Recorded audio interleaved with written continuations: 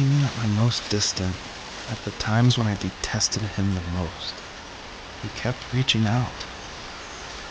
For a year straight, he asked me every week when we were going camping. I thought he was just dense. Eventually, to shut him up, I agreed. We carried out the worn lawn chairs from the garage and set up a cinder block campfire at the site we'd always used behind the house.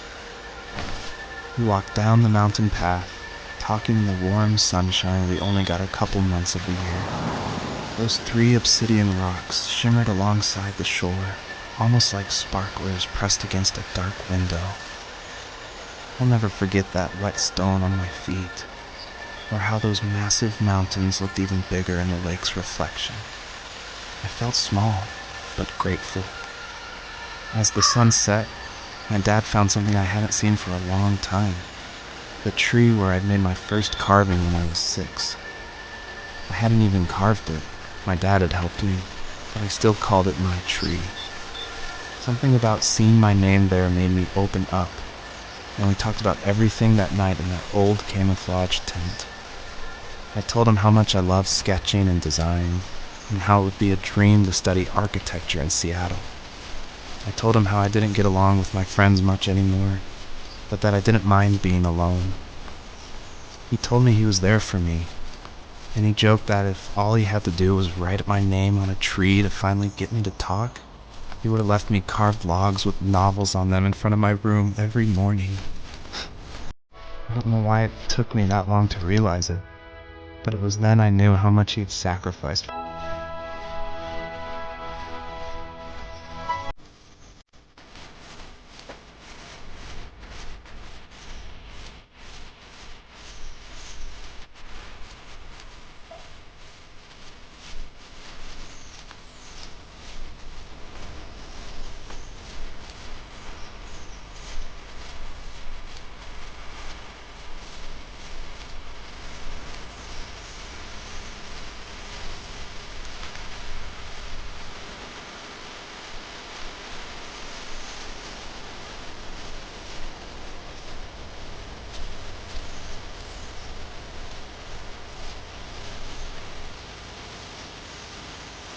My dad built a lot of stuff in his free time. If he wasn't watching fly fishing or reading Tom Clancy novels, he was carving something. He made tons of birdhouses. Not that he was into bird watching, but I think he really missed working and adding on to the home. If he couldn't afford the time to build onto our own house, he would have to settle with watching birds move into their little homes. We kept an old mattress in the bed of that ugly yellow truck, so we would drive it deep into the woods and then watch the birds fly into their houses while the sun set. Usually it was accompanied by venison jerky or a cold Coke, but not a lot of talking, which is how we both liked it.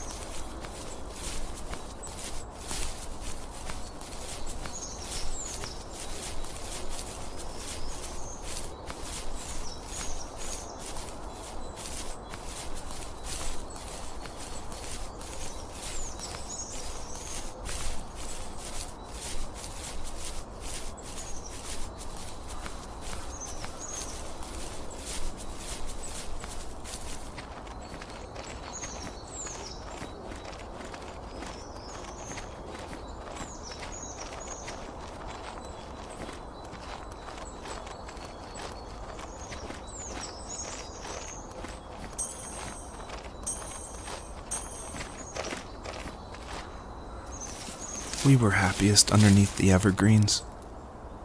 We decided it was time to finally map out the hundreds of acres we lived on just to pass the time during the summer. He was only free in the evenings, so I would spend the day wasting time on dial-up internet and sketching, and then we would rush into the woods, pen and map in hand, before evening fell. Sometimes the aurora borealis would cast a cold green glow on the mountainside, and we would finish our route underneath a twilight sky. Sometimes I was lonely during those summer days, but there was comfort in the routine. A lot of teenagers aren't looking for the daily grind, though. There's nothing wrong with wanting to get out, to leave your childhood home. You wanted to progress, to make something of yourself. Yeah, you're right. That house. I don't ever slow up, no I don't take shit. I got no love for the fakeness. If you wanna play tough and wanna hate this, I'll always show up.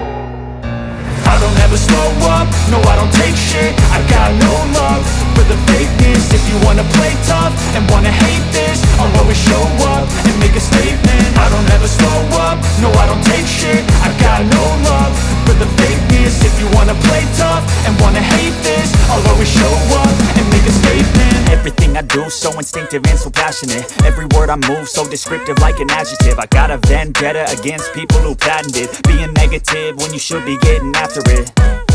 I got facts over tracks, this and that. Spitting slow, spitting fast. I could roast, I could gas. Think I'm okay at last, but I don't know if that can erase all the past. And the pettiness, a reflection of the emptiness. Hilarious, you think you're worth my time, you're delirious. Mysterious, because you hide behind a fake exterior. Inferior, you know I'll always be a bit superior. Get off of me, this ain't no humble brag. I want you to hear words, you can say them back. I want you to feel free from the chains at last, and to believe in what you got, it was built to last, yeah.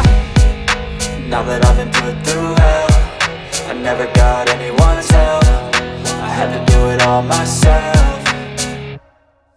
I don't ever slow up, no I don't take shit. I got no love for the fakeness. If you wanna play tough and wanna hate this, I'll always show up and make a statement. I don't ever slow up, no I don't take shit. I got no love for the fakeness. If you wanna play tough and wanna hate this, I'll always show up and make a statement. Gonna learn the consequence of being incompetent. Mental health is confidence, dreams and some modestness. I'm not here to save the day, that's for you to take away. I could play a million mind games, but instead I say something not illogical, something that is topical. Rub it on and watch it go, make yourself unstoppable. Dreams are irresponsible, but they're always possible. If you just believe, you could be so remarkable. Thoughts in my head, a collage and they spread. I'll be great one day, going off of my meds. No I'm not giving up, no I'm not giving in. I will make it to the top, taking off in the wind. I gotta make it, I'm saving every day to taste it. I'm patient, but my mind, it can hardly take it. I'm chasing a dream that I've had for several ages. A vacant, modern kingdom for the taking. Now that I've been put through hell, I never got anyone's help. I had to do it all myself. I don't ever slow up, no I don't take shit. I got no love for the fakeness. If you wanna play tough and wanna hate this, I'll always show up and make a statement. I don't ever slow up, no I don't take shit. I got no love for the fakeness. If you wanna play tough and wanna hate this, I'll always show up and make a statement. I don't ever slow up, no I don't take shit. I got no love for the fakeness. If you wanna play tough and wanna hate this, I'll always show up.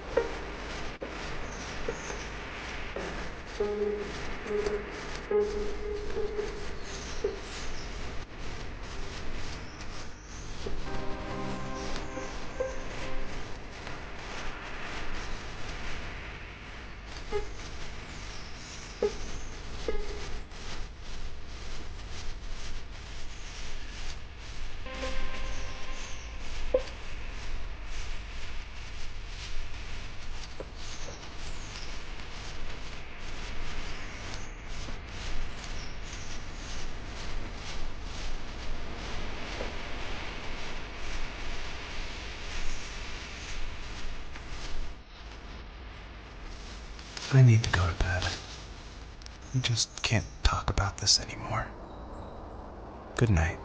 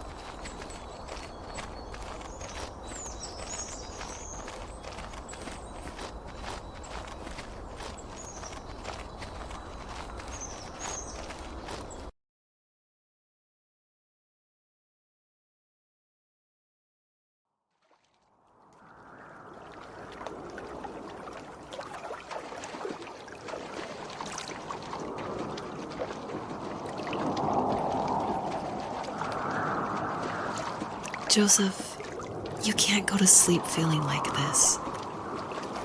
I'm sorry for everything, and I know you need space, but I'm here for you. You don't need to feel so lost. Joseph, have I ever told you what my mother was like?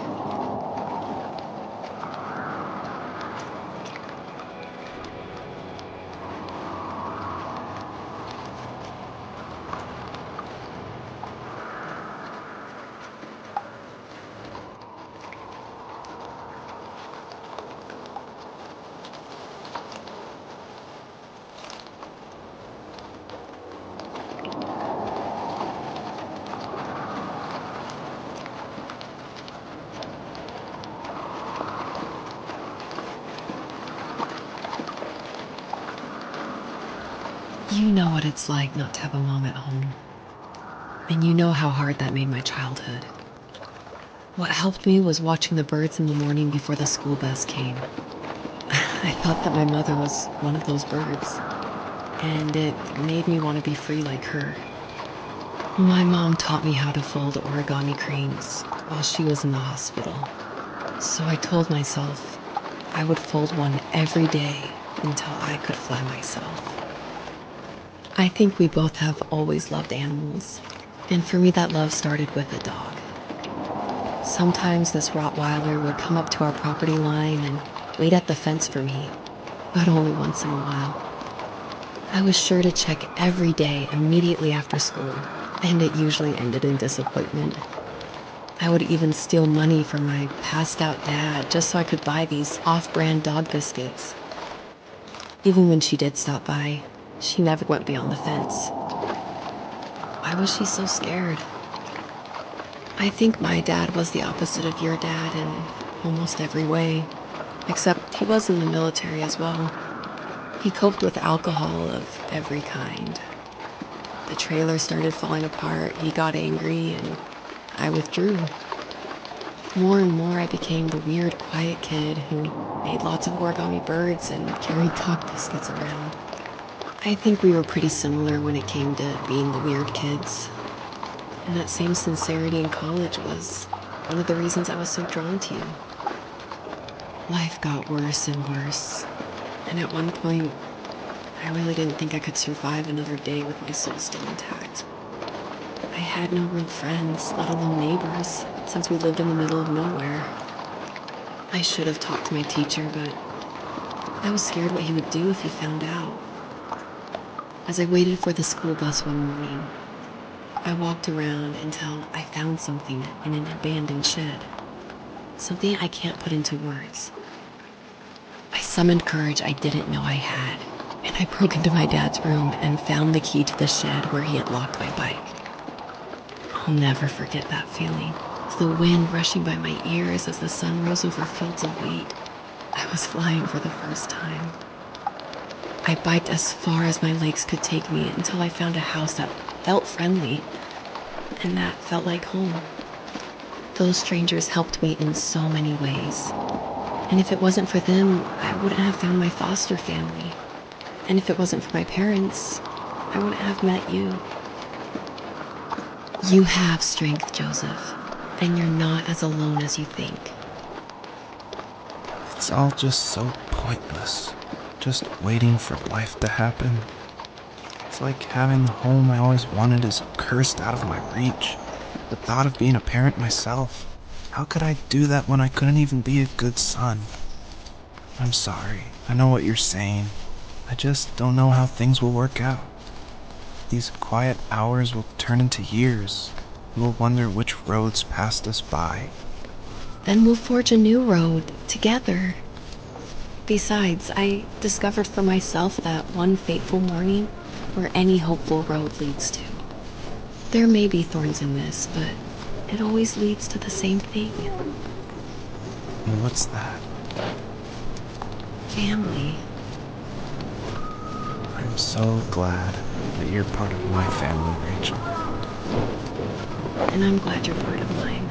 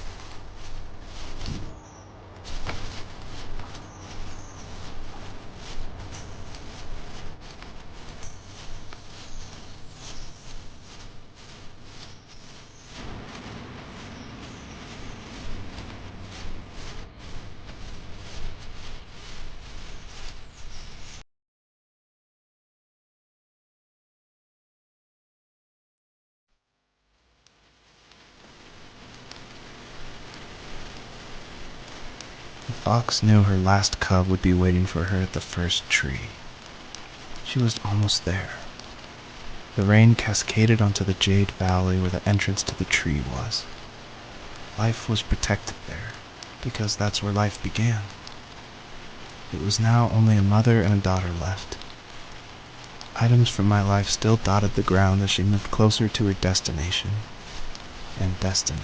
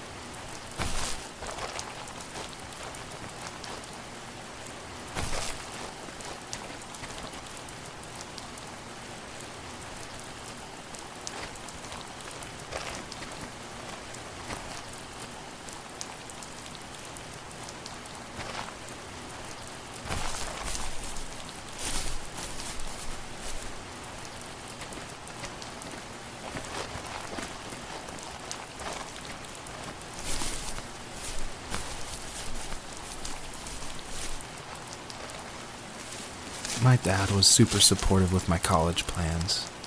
To a point. Things were okay until this terrible accident happened. I guess a forklift flipped over due to a bad axle, and it crushed one of the workers there. My dad didn't eat for days, even though he wasn't directly involved. It devastated him.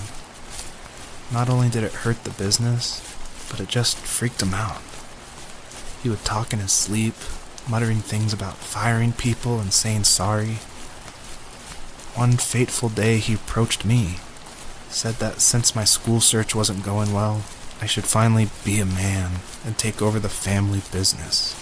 He said one day he was going to die, and that all of his work, sacrifice, and even that man's life would be wasted in vain. I just lost it. Teenage me just exploded at the thought. I screwed up. I said things I shouldn't have. He was having a crisis, and I pretty much spit in his face.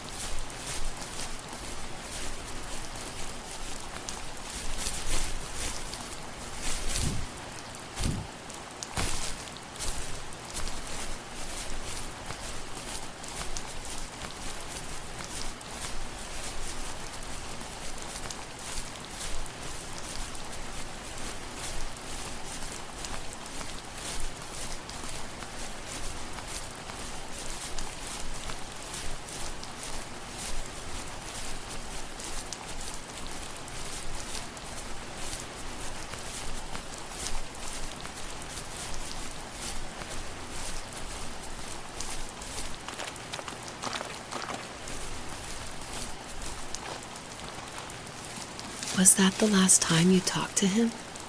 No, I called on holidays, and he would call on my birthday. I guess we acted like nothing ever happened, which was stupid. Didn't want to ask about his lumberyard, and I'm sure he didn't want to ask about my job search. I never went back and visited. I think the last conversation we had was about what movies we had seen and what exactly a best boy is in the credits. I thought he would be here so much longer.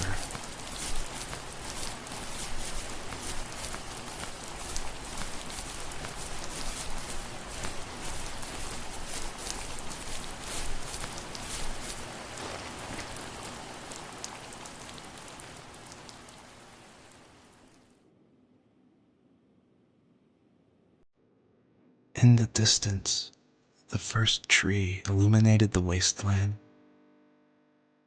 She couldn't go home anymore. She did the only thing she was capable of. Moving forward. My dad died alone in the middle of the wilderness. I should have been talking to him more. I should have done a lot of things differently. If the first tree on earth brought life with it, if it taught the birds to sing and fly and showed saplings how to grow, what could it do for us?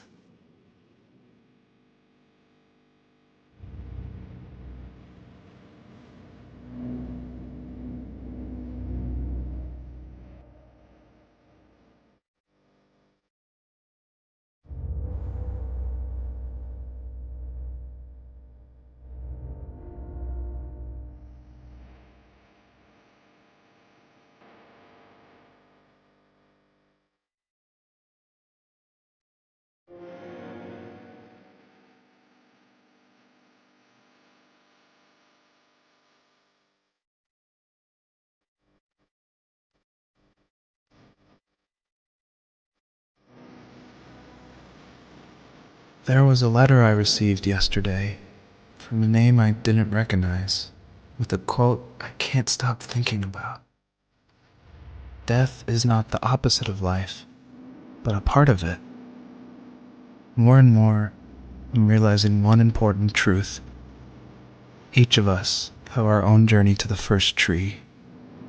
But sometimes I'm not sure I'm ready to take that first step. You already have my love.